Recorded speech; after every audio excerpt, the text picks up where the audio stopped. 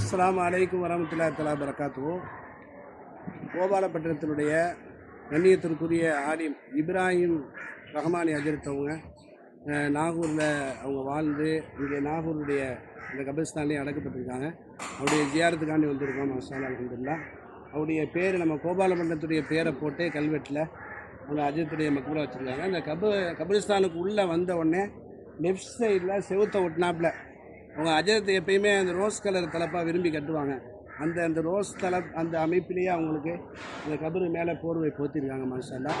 இது அவங்களுடைய கபரு, அவங்களுடைய அந்த கபரு ஷரீஃப் பாருங்க. மாஷா அல்லாஹ். இப்ராஹிம் அஜரத்துடைய கபரு காட்டு காட்டு